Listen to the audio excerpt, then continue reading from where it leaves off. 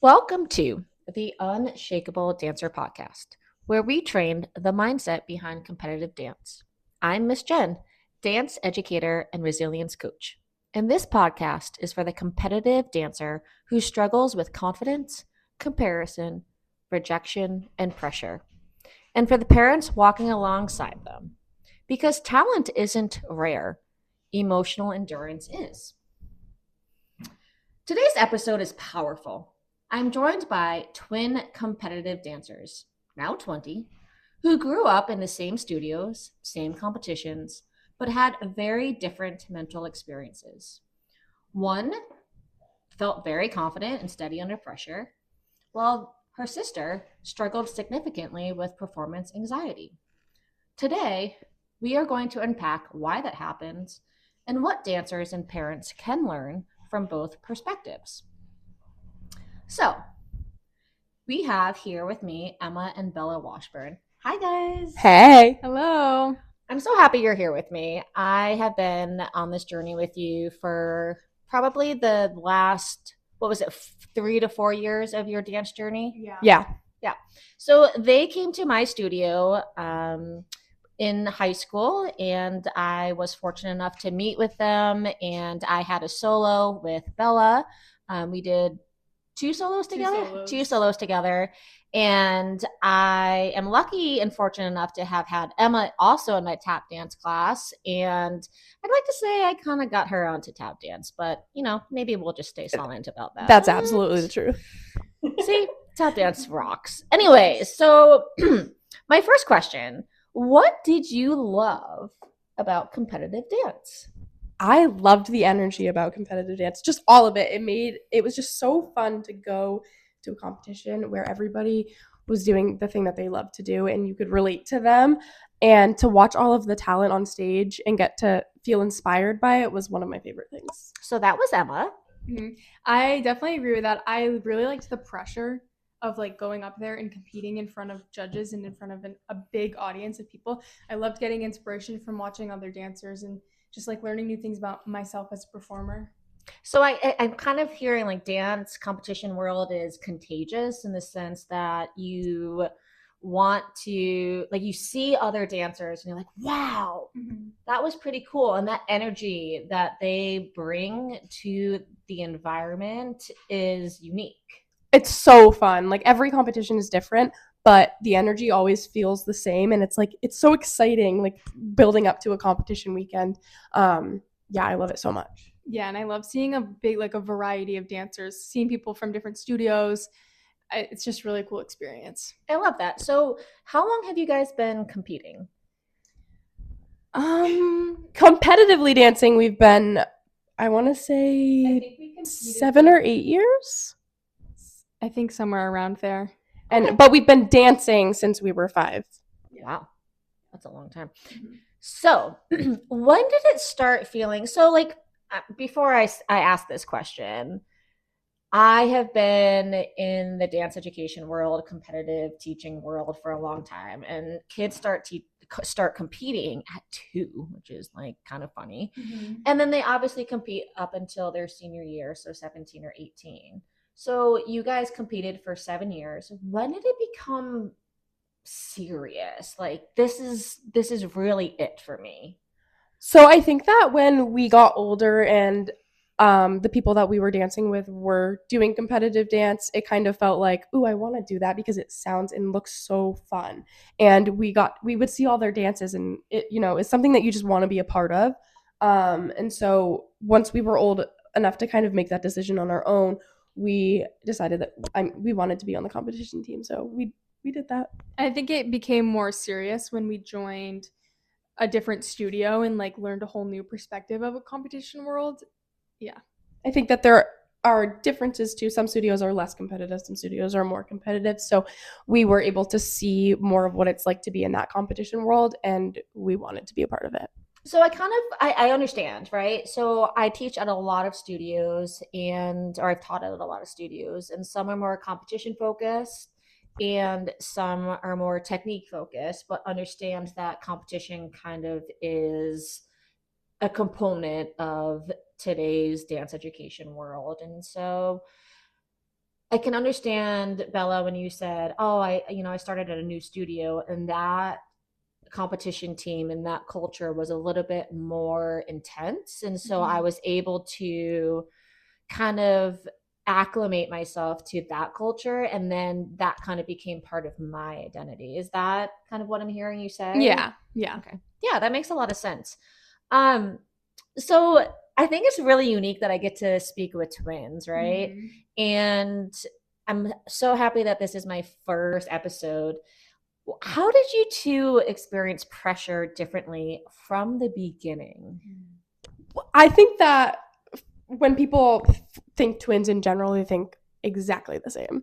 And I think it's funny because Bella and I are very different and we experienced competitive dance, I guess, in general, very differently. Um, we both loved it and we both shared that enjoyment, but the way that we handled the nerves and all of that was very different. Yeah, and I think like when people think about twins, they often think about like comparison, like comparing the two. And I think we're very different dancers. But I definitely had my moments where I would compare myself to her because it's hard not to. Right. You Especially know? when we're competing like solos against each other. Right. I mean, we're in the competition literally put against each other. So it's hard when you compare yourselves, but it's part of the whole it's part of the competition process. What I think is pretty unique about the two of you, though, just kind of being part of the end of your journey, was Bella competed in tap dance, right? Mm-hmm. And you competed in contemporary. So, do you think it was better for the two of you that you had different styles to compete in? And do you think that maybe kind of lessened or softened the competition or differences between the two of you? I definitely think that had something to do with it. I think having that because a lot of competitions sometimes will do it by like category of dance. So sometimes there will be a contemporary category or tap category, but sometimes they'll be together. So it really depends on the competition that you're at. But having that difference was always helpful because it kind of made the comparison like it made it easier to feel like I'm myself. Yeah, like it's harder to compare ourselves to each other when we're competing in two different styles. It's more we would compare like the way that we would handle being on stage and the way we would handle performing. So that tells me it's less about the dance and more Mhm. about the mindset, which Yeah. I think I'm so happy that you brought that up. And I think that competing probably in different styles for the two of you allowed you to separate from each other. Um, but what I'm hearing and this is what's so important for my listeners, right? Is that you weren't comparing techniques. Mm. You weren't comparing like, wow, Bella has a better pullback than me, and wow, look at that extension that Emma did, and look at that, like, I don't know, arabesque. Yeah, Okay, usually it was like, oh wow, look at that. I want to learn how to do that. right. Yeah. And so, like, what I'm hearing though, which I think I don't know if you know what you guys just said, is that you valued each other's approach Mm-hmm. to the art and how it made you feel when you got off that stage. It wasn't necessarily about, like I said, the technique, it was about your approach Yeah. Always. to that, the stage and Mhm. kind of how you felt coming off the stage. And I'm sorry, like I'm kind of tearing up a little bit, but Mhm. that's like such a cool that's what I want my listeners to know. It's Yeah. not about the talent. It's about the mindset and Yeah, what it we're is. struggling to like really find. Yeah, and we both love dance so much, and obviously, like it's really fun when you win. Of course, it is, but it's not always important. Like you don't always have to place, and that's okay. But we're having fun, and we're doing what we love, and I think that's the most important thing. Definitely. I'm just really happy. Okay, so when I started off in the beginning, I introduced you guys as twin sisters having the same dance opportunity, right? But we kind of discussed, or I introduced you guys as, one of them was a little bit more confident in their performance, and one of them had a little bit more performance anxiety. And so I I know you guys obviously very personally, and so Bella, I know you were the one that was a little bit more confident in kind of your performance um anxiety. I shouldn't say performance anxiety, but you were more confident going on that stage and not really having those thoughts and looping. And I know just through talking with you, Emma, that getting on stage was hard. And I've also seen it. Like I've witnessed you get on that stage and or before you got onto that stage and just really having some difficulty. It was very clear. Yeah, right. You were there. Yeah. It was a visceral reaction, and that's literally how anxiety appears. 100%. It's not just a thought; it's a visceral reaction. And so, I think I want to start with Bella. Yeah. What did confidence feel like in your body? Confidence in my body felt like believing in myself, my ability, and what I've learned and practiced for tap, especially because that's what I competed my solo in. I feel like my sounds were a lot more, they were like better when I was confident in myself. And in general, when being on stage and being confident, I can just perform and move without worrying what judges or others thought about what I was doing. So what I hear you saying, it just felt natural. Yeah, it did. Like you didn't have to think about it. Right. So confidence just happened. Yeah, it did. Yeah. They just said the same word at the same time. Oh my God, I'm her twin. Sorry, Emma. I took your spot. I spent so much time with Jen. Yeah. Just the same. So I'm the triplet now. Yep. Okay, so Bella. I don't know if you're going to be able to answer this question based upon what you just said, but did you ever doubt yourself? I definitely have doubted myself. I think, so there was a point in time, the first tap dance that I ever competed, we were the youngest of the group, and there was, like, all the people in the dance were so much older than us, so much more experienced than us. I felt like I couldn't do it. I felt like I didn't want to be there. I wanted to quit. I talked to my teacher at the time, and he encouraged me and kept pushing me to try my hardest. And I think that's like a big reason as to why I'm here now, why I've made it to this point. So I've definitely doubted myself in the past. And but it sounds like your teacher was there for you to say, like, hey, this isn't real, right? Like this is just in your head. So how do we reframe that? Right. Love it. Okay. Last question before I switch over to Emma. How did you, like, what was the conversation that you had with yourself before you went on stage with your solo, or even if it was with a group dance? Yeah, I always did affirmations with myself before I went on stage. They were always different, and it depended on how I was feeling at the time and what I needed to hear from myself. But I would always say things in the mirror, in the bathroom, before I went on stage, before I went backstage, and then right before I would go on stage, right when they were like announcing me, I would just like tell myself that I can do it and whatever I needed to hear in the moment. Do you know, like, as your teacher, I never knew that you did that. And I know. I never told anyone I did that. It's kind of something that I just did for myself. That is, I'm inspired. Wow. That's really cool. So this just tells me that you just talked yourself through it and just had a positive mindset through the whole thing and positive affirmations. Yeah, because I knew what I needed to hear. And I knew how to make myself more confident. And you gave it to yourself. Yeah. That's pretty cool. Wow. I'm inspired. I hope you're inspired because I'm inspired. Anyways, so let's talk with Emma. Emma, so we know that going on stage was a little bit more challenging for you. Yes. And it is for a lot of students. So, like, you're not alone in this. But what did anxiety feel like physically for you?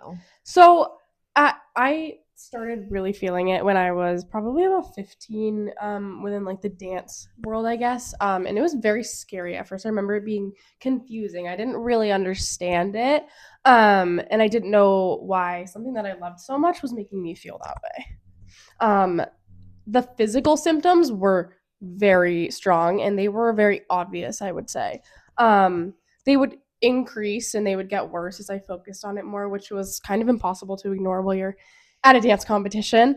And they would start as my heart rate being raised, and then my stomach would hurt, and then I would get really shaky and my face would get super tingly, and then as that was happening, my breathing would get shallow, and then I would start hyperventilating, which just made my whole face numb, and it was just a whole thing. So it really went down this like road, and it was a very physical feeling. I remember vividly sitting backstage on the stairs, not even being able to feel my face because it was so overpowering and overwhelming. So yeah, that was the kind of physical symptoms of that.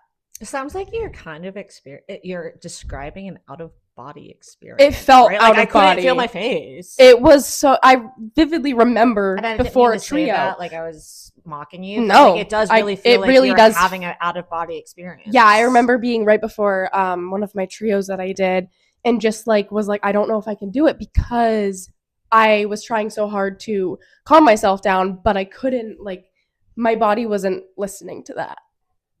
That's such a challenging place to be, where your body feels one thing Mm-hmm.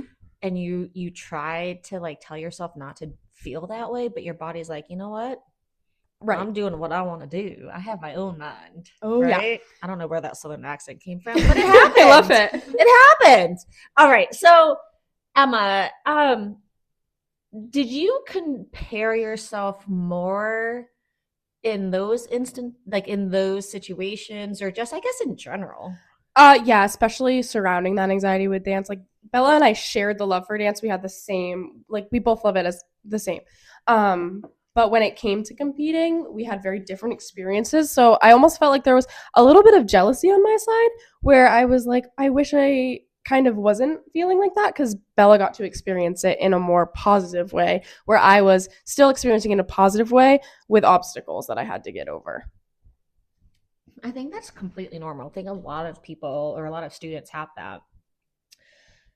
What did you think was going to happen if you like messed up? Like, what was going through your brain that created the anxiety? Like, part of me thinks, well, maybe you thought you were going to mess up. So like, what did you think was going to happen if you messed up? I was always worried that I would experience what I experienced before, where I got really anxious before a solo, felt all of those nerves, was able to kind of get through it, work through it, went on stage, and I ended up feeling that anxiety so much where I just got super nauseous and threw up. And I just didn't want that to happen again, because that almost felt like I was like defeated by it, when I just wanted to get through it and overcome the anxiety. I didn't care that my dance wasn't going to place because I had to go do it again. I didn't care that I was going to get probably a lower award than I wanted to, because I got myself back up there and did my solo again and got through it. And that's what I really cared about in the end.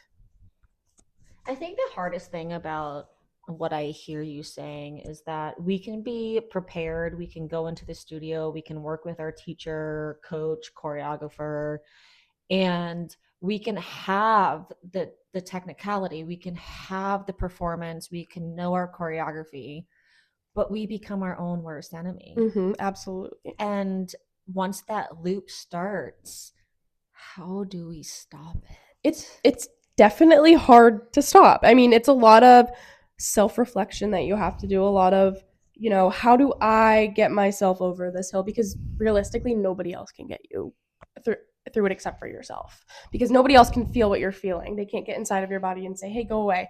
They have to watch you kind of deal with it yourself. And so I think I learned how to do that pretty well. And I think that eventually, when I was able to handle those feelings and handle that anxiety, I did really well. And I think that the control and being able to know what I need to do before I go on stage was really helpful. When I was a kid, there was this saying, like I remember being in elementary school, and there was this saying, mind over matter, right? Mm-hmm. And I was like, I don't know what that means. Yeah. Like I was like 7 years old, right? And they're like, oh, let's learn what like mind over matter means. And I'm like, okay, like whatever. Mm-hmm. But like as I get older, and now I'm oldish. Ish. Mind over matter is so important, right? Because like our mindset matters more than what we know. Yeah. And it's just kind of it's there. It is there. And you know yourself better than anybody knows you. So this is something that I think is important. what do you wish, or what do I guess I'll say it this way, yeah. What do you wish adults understood more about you in that moment? Like, like think about your teachers, your mom, your dad. I don't think anybody in general really understood it, to be honest. I think that people were like, she's just nervous. She's fine. She just likes to dance and she's nervous to go on stage. But it was so much more than that because I was feeling like it was the end of the world. I mean, you're up there to do your favorite thing in the entire world and you feel like you're going to collapse onto the floor and not compete your solo. So I think that people kind of had their judgments and their speculations, and not even just adults, but like you hear it around. I mean, you're in high school, you're surrounded by people and drama and whatever, and you hear things, and you know, it's definitely hard to kind of say, hey, why do these people kind of think that this isn't as hard as it is for me? But I think that once you kind of put it in the mindset of, well, these people don't understand, they can't feel it, they're not in my body, they don't understand, they love dance and they're able to go on stage and do it, but I'm not, and that's okay because I know how to go over that hurdle. Yeah, so I'm like sitting here listening to your words, and I think it's so easy for an adult to be like, just do it. Like, you're fine. You Or know like, your- I know you what your anxiety feels dance. like. All right. Yeah. Well, it's just like, how do I connect with you on the level that you need me to connect with you on? And like, how do I take, or how do I get the back door into your mindset so that I Mhm. can help you Yeah. overcome that challenge? Yeah. You know? I just think it's important to like remember that, I mean, what I'm feeling is very real for me, or what I was feeling was very real. And although somebody can walk out on stage and be like, this is a piece of cake, that was not me at all. Yeah, Bella. But like, that's another thing where I was like, Bella doesn't even understand, right? Like, we're Yeah. twins, but she's never, I mean, maybe she's felt anxiety, but I don't think on the level that I had. So I think it was hard for a lot of people to understand, and I get it, because why would you Well, understand? think, I like, would if hope I, not. If I think about it, like Bella, and you can correct me if I'm wrong, very technical, right? Like Yeah. you're a very technical, analytical Mhm. person. Like you're in school for science, medical stuff. Like you have Yeah. to be very technical. Yeah. And for you, tap dance was probably very technical. Yeah, I'm like, definitely. okay, I made my sound. Oh, didn't make my sound. Yeah. Ooh, that was the wrong rhythm. Mhm. Whatever. I'll fix it next time, right? Yeah, And so yeah. like dance for you was a very technical, Yes. black and white kind of. Yeah. Whereas I feel like for Emma, it's sounding like a lot of it was emotional for you, and not to say Mhm. that you know you don't have emotions, Right. Yeah. Bella, But, but it was like just more technical for me Yeah. than it was emotional. Yeah, and I think for yeah. you it was definitely a lot more emotional, which you know there's Yeah. neither one of you is wrong. You're both totally valid Mhm. and like normal. And I think a lot of people know? kind of saw it as like, oh, she doesn't want to talk to anybody before she goes on stage. Like, she's being quiet. Like, she's just not being friendly. But I needed that space where I was with either my solo teacher, or I was with Jen, and anybody who was willing to help me and actually willing to sit down and care about the way that I was feeling, and my mom and all of it. Like, these people really understood how I was feeling, and it truly is part of the reason why I got over what I got over. I'm just loving this conversation and the growth. I do want to kind of take it back to the twin dynamic, because I don't think I'm ever going to be able to interview twins again. You never know. because You never know. I think I don't teach any other twins, or nor You have can I teach so taught many other any people. more twins. Ooh, twins! If you're out there, If let's you're a twin. talk. So this is going to be kind of like a thing with you, and I think we've already kind of touched on it a little bit, but did you ever feel pressure because you were twins? Yeah, Bella was she was like, you need to do this right. You need to, and There's the not analytical brain. exactly. Bella. And it wasn't necessarily a bad thing for me, especially like for the duo. The duos made me less nervous. I don't know why. Maybe it's just because I wasn't alone, but also like, yeah. So Well, yeah, and I think when we're competing together, we want to build each other up and make what we're performing the best that we can. Yeah. we had this little thing Mm-hmm. where every single time before we would do our duo, we always would start on the opposite sides of the stage, off stage. So when they would announce our duo, we would, Bella would do the countdown on her hands, and then we would do double thumbs up, Every single time, double thumbs up. And we wouldn't walk on stage until we did our double thumbs up, and that would set us up for success. And we recently, last year, performed like one last duo together, and we were like, we can't forget the double thumbs up. And we did so great. So Oh my gosh, my heart. I've always wanted it. It's a little confidence. This is It's why pretty I fun. wanted a twin, because like, can you just listen to these two? it's what we needed. It really helped like set ourselves up for like what we're about to go do. exactly. Connect. It helped us like connect. But there's just like, so as much as I'm going to like be jealous because I've always wanted a twin, this just tells our viewers and proves to our viewers that having that one person, even if it's not a twin, Mhm. but it's because you're twins, right? Like even having that one person can improve your mindset and give you that confidence to get on that stage and Yeah. just leave it on the stage and eat, as you As know, they would say. the kids say these days. I don't really know what that means, but eat and leave no crumbs, I think is what this is. I mean, yeah, pretty much. I'm trying to be, you know, have this swag or whatever they call it. Anyways, leaving the twin conversation. Last question. Did you ever compare yourselves to each other? This is a common question. Yeah. I feel like I've done a lot of explaining of my comparison. I think I want to know what Bella thought, because I don't think I've ever really Ooh, asked her Bella, about putting you on the comparison on her spot. side. So let's hear what she has to say. I think the comparison for me with her, I don't know, it was more of like me looking at my experience in competition dance versus hers, and how hers was more, she explained her anxiety and everything, and I would look at that and be like, well, I wonder like what is that like for her? Like I obviously don't know what that's like. So I think in that sense I would compare, but not necessarily me being like, oh, I want that, because I don't think anybody really wants that, but I wanted to be like in her body out, like I wanted to feel what she was feeling so I could understand her better, so that I could help her better, because I know she didn't want to be around people before she was on stage. She would always be kind of quiet and push people away, and Emma and is I shaking wanted her to- head right Yeah, now. she knows, it's true. Jen knows. Everybody knows. She would be backstage, and you know, I'd kind of go up to her and be like, well, what do you need? Like, can I help you? And she would be like, no, go away. And I'd be like, well, I don't know. I want to understand what I can do to help you too. So I think in that sense, like I wanted to I wanted to be in her brain for a second. I think that also comes with the anxiety, though. It's like almost like an isolating feeling, because nobody else really understands unless they actually understand. So I think that kind of like pushing her away was kind of me just being like, this is my thing for me to understand. I'll deal with it. I'll be fine when I walk on stage, and I'll forget that I'm even feeling like that.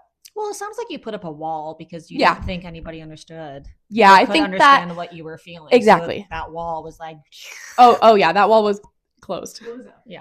and you know what? I think when we have these emotions that we don't understand, we don't think anybody else understands. Right. So we put up this wall and we're like, well, I'm just going to hide behind it because Mhm. you don't get it. Mm-hmm.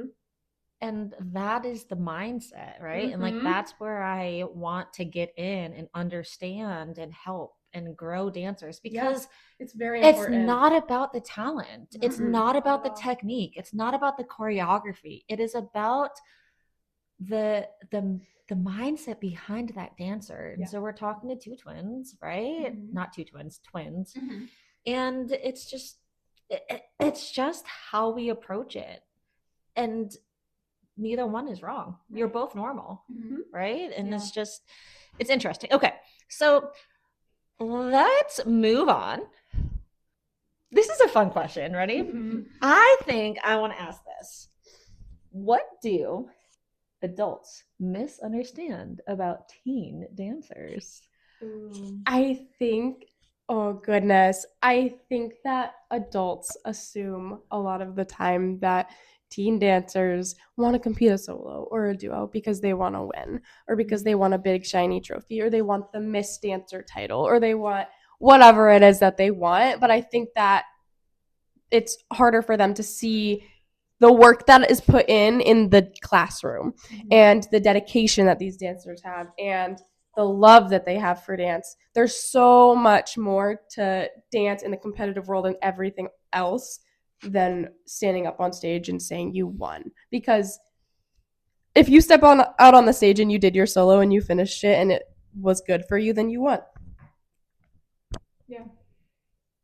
I agree. She's like, yeah, that's it. Well, I think, and I think the dance competition world is challenging because I feel like sometimes dancers, parents, teachers, they get hyper focused on the result Yeah. without focusing on the progress. Mm-hmm. And the things that I like to do with my dancers, and Bella, you might remember this, after a competition, I would always say, like, well, what did you do really well? Yeah, you would always say that. And then I would say, okay, what could we do better? Yep. Or what could we do, to improve our performance? And then that is what I want for my students. It's not like, oh my gosh, you got first, because you never know who's going to be at the competition.